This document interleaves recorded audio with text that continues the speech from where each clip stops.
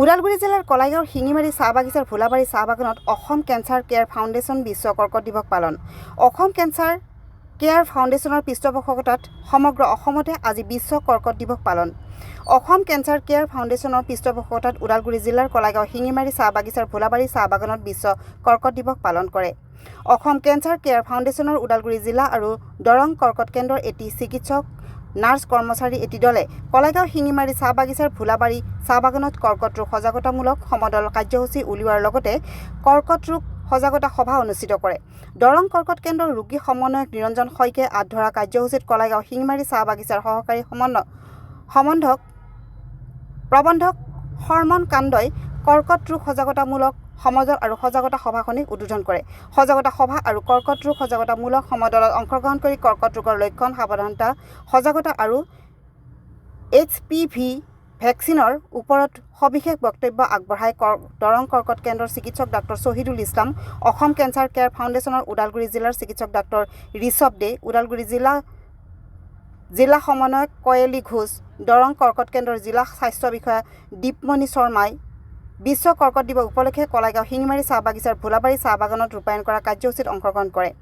Assam cancer care foundation Udalguri জিলাৰ nursing officer Dhanashree ডেকা, লাকি দৈমাৰী, দৰং কৰ্কট কেন্দ্ৰৰ নাৰ্ছিং অফিচাৰ নয়না শৰ্মাই বিশ্ব কৰ্কট দিৱসৰ লগত সংগতি ৰাখি কলাইগাঁও উচ্চতৰ মাধ্যমিক বিদ্যালয়ৰ এক চিত্ৰাংকন প্ৰতিযোগিতা অনুষ্ঠিত কৰা হয় আৰু চিত্ৰাংকন প্ৰতিযোগিতাৰ পুৰস্কাৰ লাভ কৰা প্ৰতিযোগী তথা কলাইগাঁও উচ্চতৰ মাধ্যমিক বিদ্যালয়ৰ ছাত্ৰ-ছাত্ৰী ক্ৰমে প্ৰথম পুৰস্কাৰ লাভ কৰা প্ৰীতি বড়ো, দ্বিতীয় পুৰস্কাৰ লাভ কৰা ভূমিত্ৰা তান্তি আৰু তৃতীয় পুৰস্কাৰ লাভ কৰা জুৱেল হাজৰিকাক পুৰস্কাৰ প্ৰদান কৰা হয়। কলাইগাঁও উচ্চতৰ মাধ্যমিক বিদ্যালয়ৰ প্ৰাংগণত এক অনুষ্ঠান অনুষ্ঠিত কৰি কলাইগাঁও উচ্চতৰ মাধ্যমিক বিদ্যালয়ত অনুষ্ঠিত কৰা বিশ্ব কৰ্কট দিৱস উপলক্ষে চিত্ৰাংকন প্ৰতিযোগিতাৰ পুৰস্কাৰ প্ৰদান কাৰ্যসূচীত দৰং কৰ্কট কেন্দ্ৰৰ ৰোগী সমন্বয়ক নিৰঞ্জন শইকীয়াই পৰিচালনা কৰা পুৰস্কাৰ বিতৰণী অনুষ্ঠানত উপস্থিত থাকি চিত্ৰাংকন প্ৰতিযোগিতাত পুৰস্কাৰ লাভ কৰা ছাত্ৰ-ছাত্ৰীসকলক পুৰস্কাৰ প্ৰদান কৰে কলাইগাঁও উচ্চতৰ মাধ্যমিক বিদ্যালয়ৰ অধ্যক্ষ জয়ন্ত চহৰীয়া, দৰং কৰ্কট কেন্দ্ৰৰ জিলা স্বাস্থ্য বিষয়া দীপমণি শৰ্মা, অসম কেঞ্চাৰ কেয়াৰ ফাউণ্ডেশ্যনৰ ওদালগুৰি জিলাৰ জিলা সমন্বয়ক কয়েলী ঘোষ, দৰং কৰ্কট কেন্দ্ৰৰ চিকিৎসক doctor Shahidul Islam, Assam cancer care ফাউণ্ডেশ্যনৰ ওদালগুৰি জিলাৰ চিকিৎসক ডাক্তৰ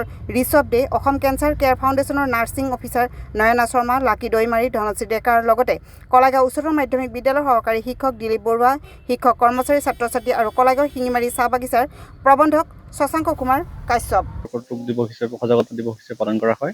সেইকাৰণে আমি দৰং আৰু ওদালগুৰিৰ বিভিন্ন অঞ্চলত আজি আমি বিভিন্ন ধৰণৰ সজাগতা সভা পাতিছিলোঁ।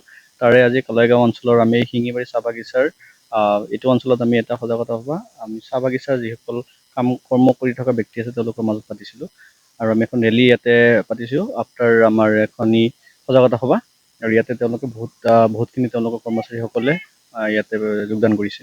কেঞ্চাৰ ৰোগটো এক মাৰাত্মক ৰোগ। আমি আজি গাঁৱে ভূঞে চাৰিওফালে কেঞ্চাৰৰ যি মানে আপোনাৰ ভয়াৱহতা বাঢ়ি গৈছে, ৰোগীৰ সংখ্যা বাঢ়ি গৈছে। সেইকাৰণে আমি প্ৰথম কথাটো হ'ল যে আমি বিভিন্ন ধৰণৰ খাদ্যৰ পৰা আৰম্ভ কৰি কিনে প্ৰদূষণৰ পৰা বিভিন্ন ধৰণৰ ইনফেকশ্যন এইবিলাকৰ পৰা আঁতৰত থাকিব লাগে। বিশেষকৈ ধৰি লওক আপোনাৰ যিবিলাক লক্ষণ দেখা দিয়াৰ লগে লগে আমি ট্ৰিটমেণ্ট ল'ব লাগে। যেনে বিভিন্ন ধৰণৰ লক্ষণ, যেনে ঘাঁ হৈছে ক'ৰবাত, টেমুনাৰ সৃষ্টি হৈছে, ওজন কমি গৈছে, কোনোবা আমাৰ শৰীৰৰ কোনোবা অংশৰ পৰা তেজ বা পুজ তেনেকৈ নিঃসৰণ হৈ আছে। তেনেকৈ যদি হৈ আছে তেনেহ'লে আমি অতি সোনকালে ডক্টৰৰ এটেনশ্যন ল'ব লাগিব, চিকিৎসালয় যাব লাগিব। সেইটোৱে মানে কি হয়, কেঞ্চাৰৰ 50% কেঞ্চাৰ বেমাৰৰ মূল কাৰক হৈছে আমাৰ ধঁপাতজাতীয় সামগ্ৰী ব্যৱহাৰ, বিড়ি, চিগাৰেট, চাদা, জৰ্দা বা তেনেকুৱা মদ্যপান। আৰু মুখ বা ডিঙিৰ কেঞ্চাৰৰ 90% কাৰক হৈছে আমাৰ ধঁপাতজাতীয় সামগ্ৰী ব্যৱহাৰ। গতিকে আমি এই উঠি অহা প্ৰজন্মটোৱে যদি এনেকুৱা ধৰণৰ সামগ্ৰী বৰ্জন নকৰোঁ তেনেহ'লে ভৱিষ্যতলৈ আমাৰ কেঞ্চাৰ বেমাৰীৰ সংখ্যা আৰু বাঢ়ি যাব। গতিকে আমি আশা কৰিম যাতে এনেকুৱা বস্তুৰ প্ৰচলন যথেষ্টখিনি কমে আৰু স্কুল কলেজ যিসকল ল'ৰা ছোৱালী গৈ আছে তেওঁলোকে যাতে এইবিলাকৰ পৰা অতি আঁতৰত থাকে আমি আশা কৰিম। BTC-বাসী বা অসমবাসীলৈ এটা আহ্বান যে কেঞ্চাৰ বেমাৰৰ সজাগতাটো আমি ল'ব লাগিব। কাৰণ যদিও আমি মানে ইমান এটা চিৰিয়াছলি নাভাবোঁ, কিন্তু আজিৰ যুগত কিন্তু কেঞ্চাৰ বেমাৰটো এক ভয়াৱহ ৰূপ ধাৰণ কৰিছে আৰু আমি এইটোৱে যে প্ৰাৰম্ভিক স্ক্ৰিনিংখিনি আমি কৰিব লাগিব। আমাৰ স্ক্ৰিনিং টিমবিলাক আছে, তেওঁলোকৰ লগত যোগাযোগ কৰি হ'লেও মানে স্ক্ৰিনিংখিনি কৰিলে কি হয়, বেমাৰটো ধৰা পৰে। আৰু কেঞ্চাৰ বেমাৰৰ এটা ডাঙৰ বৈশিষ্ট্য হৈছে যে যদি আমি আগতীয়াকৈ ধৰা পেলাওঁ তেনেহ'লে আমি কেঞ্চাৰ বেমাৰটোৰ পৰা মানুহজনক বচাব পাৰি। পিছত চেম বেমাৰটোৱে যদি আমি 6 মাহ বা 1 বছৰ পিছত ধৰা পেলাওঁ তেনেহ'লে কিন্তু মানুহজনক বচাবলৈ আমাৰ কষ্ট হয় বা কেতিয়াবা মানুহজন দুৰ্ভাগ্যবশতঃ মৃত্যুমুখত পৰে। গতিকে আমি চেষ্টা কৰিব লাগে, যদিও কেঞ্চাৰ বেমাৰ আমি একেবাৰে নিৰ্মূল কৰিব নোৱাৰোঁ, কিন্তু আমি চেষ্টা কৰিব লাগে যে ইনিচিয়েলি প্ৰাৰম্ভিক অৱস্থাত আমি স্ক্ৰিনিঙৰ জৰিয়তে হওক বা এনেকুৱা ধৰণৰ সজাগতাৰ জৰিয়তে হওক আমি যাতে সোনকালে ধৰা পেলাব পাৰোঁ বা প্ৰাৰম্ভিক অৱস্থাত ধৰা পেলাব পাৰোঁ।